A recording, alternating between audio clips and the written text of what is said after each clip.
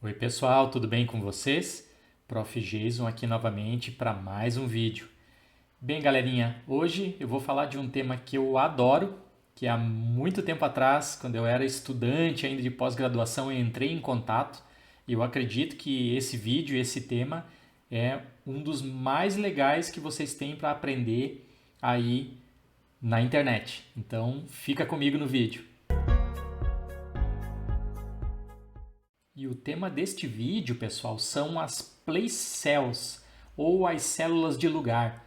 E para explicar um pouquinho a respeito delas, eu trouxe esse vídeo maravilhoso aqui, onde a gente vai começar vendo então basicamente uma animaçãozinha de um menino ali com um caderninho e uma mochila na mão, né? Tá representando que ele tem que andar aqui por Nova York, lá pela região da Broadway.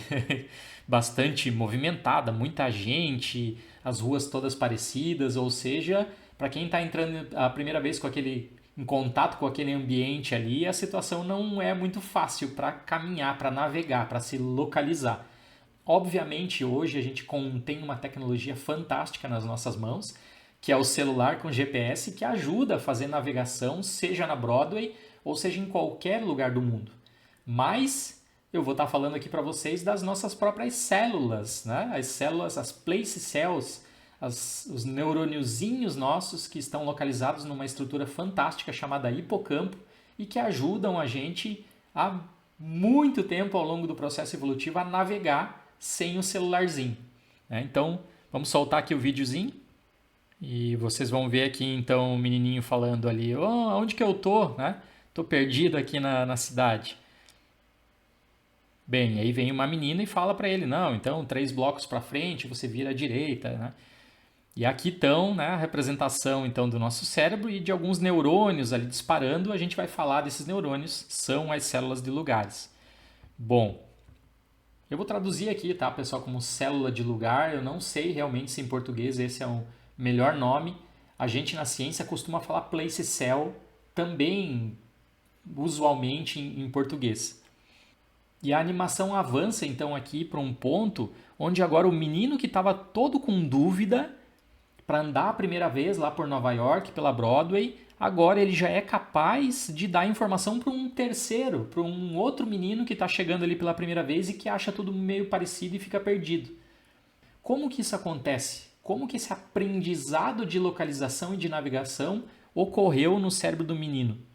Depois que, obviamente, ele se perdeu algumas vezes. Vamos soltar o videozinho então para ver.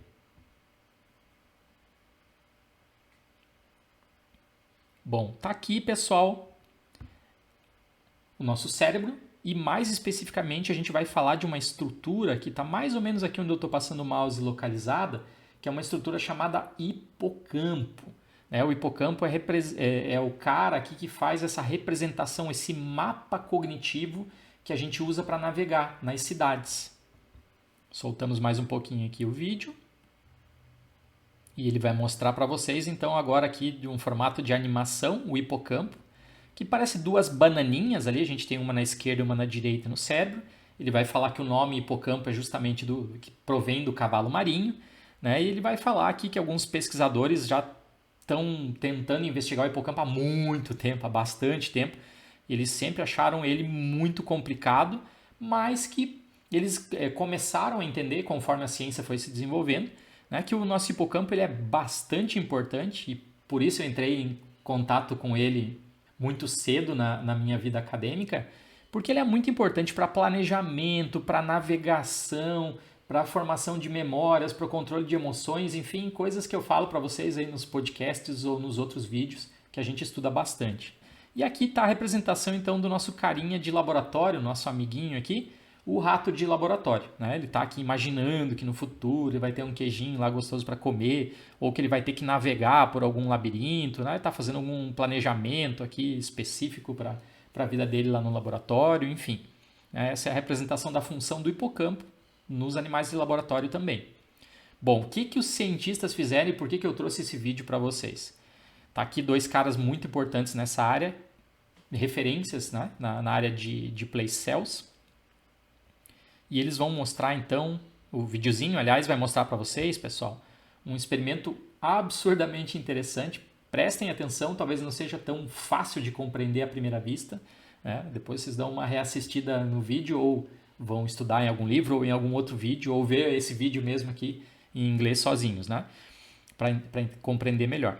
Então, o que está representado aqui? Ó? Uma caixa quadrada, basicamente um aparato que a gente chama na ciência de campo aberto. Então, quem não conhece o campo aberto, eu vou deixar um videozinho aqui em cima. É um dos primeiros vídeos que eu fiz na vida para o YouTube faz bastante tempo atrás, né? Ele é muito assistido, que é basicamente um vídeo de um experimento nosso lá no laboratório. Né? Então, posso fazer depois um outro vídeo falando especificamente do campo aberto. É um aparato comportamental bem simples, uma arena cercada por 4 paredes, onde o rato pode se mover ali dentro e existem algumas particularidades, né, do movimento do rato, do animal de laboratório, dentro desse aparato. Então vocês vão ver aqui a animação agora de um ratinho andando nesse campo aberto. E a gente vai seguindo ele, tracejando, né, fazendo um tracking do comportamento dele. Então tá ali, ó, tá fazendo uma linha, né, tá tracejando por onde ele passa. E vejam, pessoal, que esse animal não está representado aqui, mas esse animal, a gente está fazendo o recording, a gente está vendo o disparo neuronal dele enquanto ele está se mexendo livremente ali pelo campo aberto. Então tá aqui ó, a representação de um eletrodo, né, que está tocando ali um neurônio, certo? E esse neurônio aqui, ó, ele está mais ou menos uma cor lilás. Então vejam, cada vez que o animal passar por essa área central aqui do aparato do campo aberto, o neurônio vai dar um spike, ele vai dar um pulso. E esse pulso ele é representado aqui, ó, como um pontinho lilás também, né? Para dizer que foi esse neurônio que disparou quando o animal passou por ali. Tá? Então, ó, o animal iniciou aqui, ele veio, quando ele passou por aqui, esse neurônio lilás, pum, disparou uma vez. Quando chegou o animal aqui, pum, o mesmo neurônio disparou de novo. Agora o animal está mais longe, o neurônio não está disparando. Vamos continuar assistindo para ver o que acontece com o comportamento e com o neurônio lilás do hipocampo desse animal. Opa, ele está voltando ao centro, pum, disparou o neurônio. Voltando, não quis voltar. Não. O neurônio está quietinho. Pum, disparou de novo. Pum, pum, de volta. De novo. Outra vez. Ou seja, pessoal, cada vez que o animal se aproxima dessa área central, aquele neurônio específico lá no hipocampo dele responde. Emite um pulso, né? Ele tem um spike. Ou seja, pessoal, acho que agora ficou bem claro para vocês. Aqui vai ser bem fácil de ver agora numa representação 2D do nosso campo aberto, né? Ele visto por cima. E aqui, ó, mais ou menos uma região de máxima probabilidade que aquele neurônio vai disparar quando o animal passar por ali. Então eu vou introduzir agora os conceitos para vocês. Já falei, já dei um spoiler anteriormente aqui nesse vídeo, mas vou falar aqui de novo baseado no que o videozinho está mostrando. Estou tentando seguir a sequência lógica dele, né? Lá, ó, o ratinho foi ali naquela região, o neurôniozinho começou a disparar. Esse neurônio, então, que responde a uma determinada área espacial, ele é chamado de place cell, ou seja, uma célula de lugar, em português. E essa região de máxima probabilidade, onde ele vai disparar quando o animal está por ali, a gente chama de place field, tá? A área correspondente ao disparo daquela célula específica. Vejam que agora o animal não está ali naquela região, ele está um pouco longe e por isso o neurônio não está disparando. Esse neurônio específico. Outro, aí é outra história, tá? A gente está começando aqui para vocês entenderem o conceito com apenas um único neurônio. Então, vamos adiante aqui no videozinho. O vídeo avança então, pessoal, para uma pergunta que talvez vocês estejam se fazendo aí. O professor Geiso começou falando que tinha um cara que ficava perdido na cidade, um ser humano, e agora ele veio falar aqui de place cells em rato, num campo aberto, e está falando do mundo 2D, mas o mundo que a gente vive é tridimensional, não é? Pois bem, é justamente o que ele vai explicar agora no videozinho. E como é que fica no nosso mundo 3D essa história das place cells? Bom, para isso, né, ele vai demonstrar um experimento bastante interessante. Ele está dizendo que a gente não se move em 2 dimensões, mas sim em 3 dimensões. Então, como é que fica essa questão, por exemplo, nos morcegos, no zebrafish, né, no peixinho, que são, assim como nós, organismos que podem se movimentar no 3D? Ah, o rato não pode se movimentar no 3D? Sim, ele pode também, mas a coisa fica um pouco mais complexa se a gente for pensar experimentalmente aqui no rato para fazer isso no campo aberto. Então, os pesquisadores já têm, e ele vai mostrar aqui para vocês agora no vídeo, já tem artigos publicados que fizeram isso, por exemplo, aqui nos bats, né, nos morcegos. Fazer o recording, no caso, dos morcegos, porque eles podem voar, né? E eles viram que aparentemente, então, essa questão das place cells, ela também funciona para representar uma localização espacial tridimensional. Assim como em ratos de laboratório, isso quando é feito num labirinto diferente, onde o animal pode se movimentar para cima também, da mesma maneira esses resultados são confirmados. Então a place cell não é só o place field, ele não é simplesmente uma representação em 2 dimensões, mas sim em 3 dimensões do nosso espaço.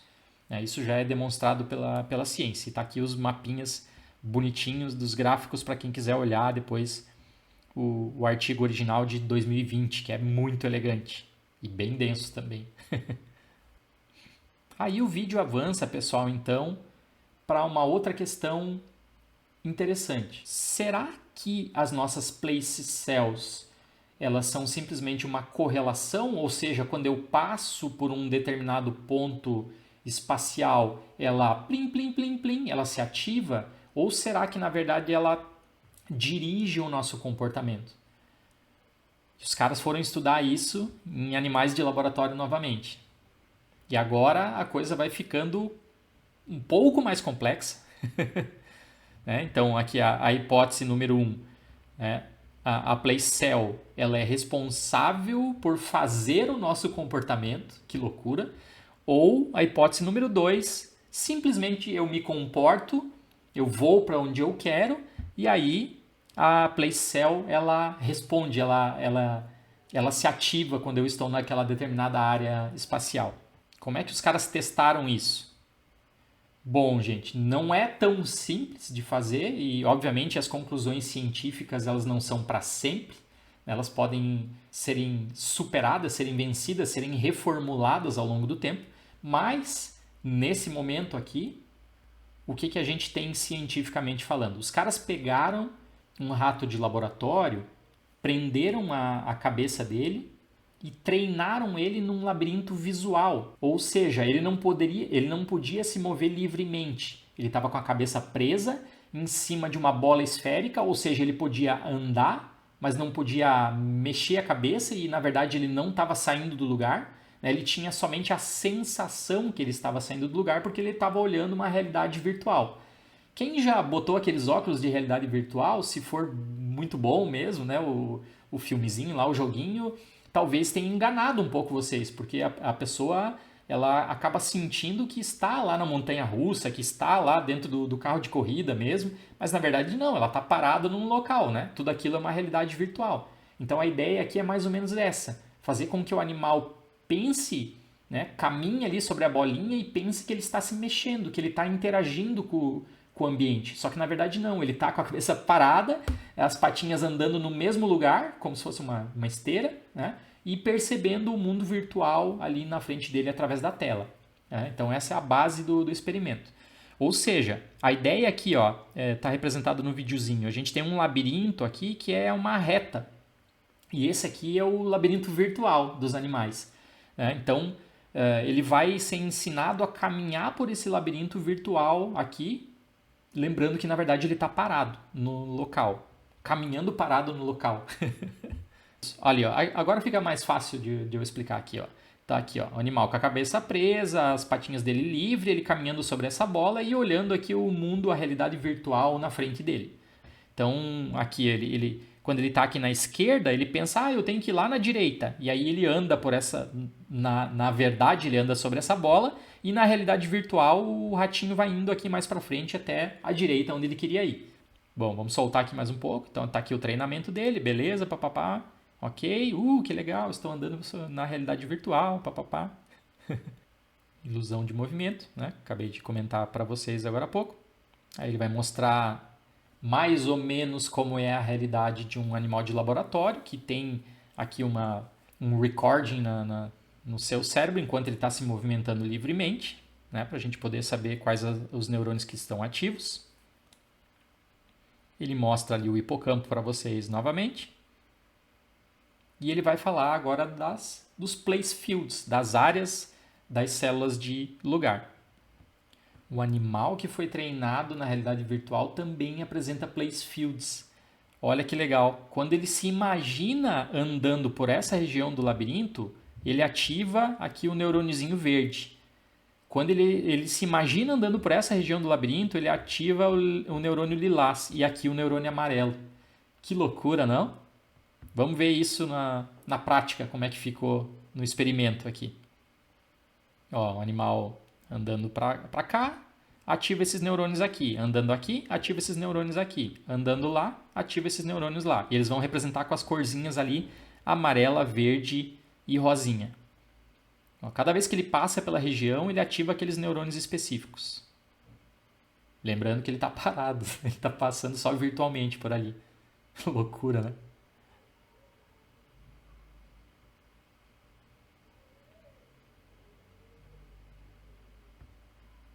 É como os neurocientistas falam, nosso cérebro não sabe muito bem a diferença do real e do imaginário, né? Mas esse é um papo para um outro vídeo. Bom, aqui, pessoal, no final desse braço, na região direita, então, é uma área que eles chamaram de licking zone, que é uma área onde o animal poderia lamber ali alguma coisa que desse um reforço positivo para ele. Então, na teoria, ele deveria chegar lá. O animal foi treinado para ir para lá. Não adianta nada participar desse experimento e ficar parado na realidade virtual. Não, ele ganhava reforço positivo por alcançar esse fim à direita do laboratório do labirinto virtual.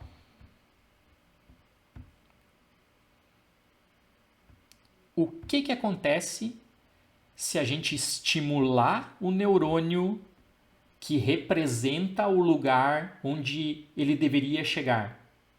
Se a gente estimular esse neurônio quando ele não estiver lá. Ou seja, tudo que eu falei para vocês até agora é quando eu passo por um lugar, seja 2D ou 3D, alguns determinados neurônios do meu hipocampo se ativam.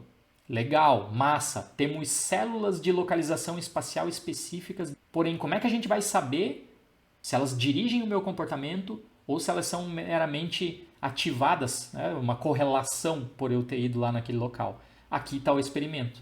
A gente treina os animais nessa realidade virtual, a gente descobre que no começo do labirinto tem algumas place cells que se ativam no cérebro desse animal, no meio tem outras e no final tem outras. Agora a ideia é, eu não vou deixar o animal chegar lá no final do labirinto e eu vou ativar essas células para ver como ele se comporta. E aí vamos soltar então o videozinho aqui, que vai mostrar basicamente isso que eu acabei de falar para vocês, né? A hipótese aqui do experimento todo. Será que a correlação é causa? Aqui, ó, pessoal. Os neurôniozinhos lilás representam a zona final do labirinto.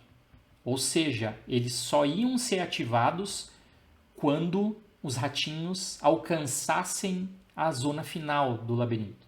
Só que os pesquisadores chegaram aqui com um laserzinho e eles vão manualmente ativar esses neurônios. O que vai acontecer com o animal? Porque ele não está numa zona que o neurônio deveria ser ativado. Estamos lá, estamos ativando. Quando você ativa esses neurônios que representam a área final do labirinto, a área de licking zone, o animal instantaneamente, pasmem, ele acredita que ele está na licking zone, no final do labirinto, com uma paredinha na frente dele. E ele automaticamente começa a lamber, a apresentar o comportamento de lambida. Porque afinal, ele acha que está na área correspondente àquela qual os neurônios que estão sendo ativados sempre se ativavam. Lic, lic, lic, lambendo. Está aqui o artigo que demonstrou isso de uma maneira muito elegante, 2020. Um artigo da prestigiosíssima Cell, né? A gente fala um monte para vocês de Cell, Science, Neuron, grandes revistas dessa área científica. E a conclusão é então que a ativação de células, de place cells específicas, ela causa o comportamento relacionado com uma determinada área espacial. Mas vamos continuar o videozinho porque ele fica ainda mais interessante. Aqui está o mesmo labirinto. Ou seja, a gente sabe que no início as place cells que se ativam para representar essa área do labirinto são essas amarelinhas aqui. E a gente sabe que o animal deveria chegar no final aqui na leaking zone, né, para ganhar a sua recompensa e teria uma parede ali na frente dele. Mas, se agora a gente chegar com um laser e manualmente ativar células, essas amarelinhas aqui, que representam o início do labirinto, sendo que o animal não está no início do labirinto, o que deveria acontecer com esse animal? Pois bem, vejam que interessante. Eu ativo essas células neuronais, essas place cells, e instantaneamente o animal pensa que ele está no início do labirinto, aqui na parte esquerda. Só que vejam, ele já está lá no meio para o fim, ele já está quase chegando lá na leaking zone.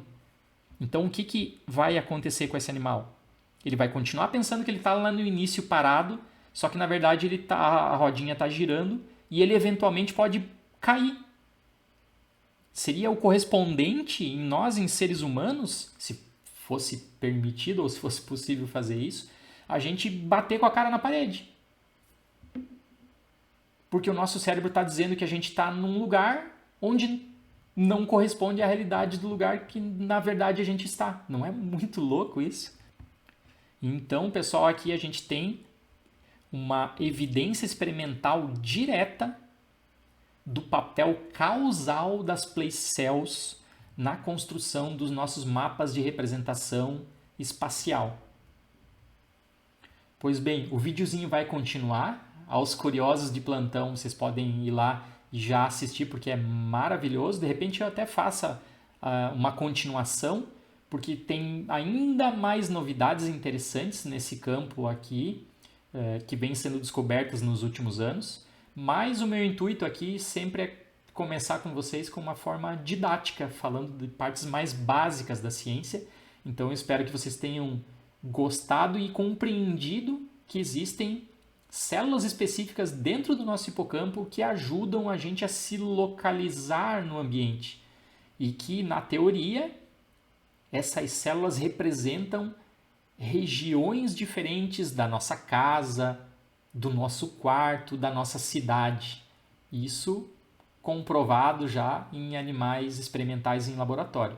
Depois os vídeos mais complexos vão começar a mostrar para vocês que talvez place cell, célula de lugar, não seja um bom nome, porque na verdade parece que elas representam muito mais coisas, elas são muito mais generalistas, né? Inclusive disparando para frequências de sons específicos, enfim, a coisa é um pouco mais complexa do que esse vídeo aqui nos mostrou.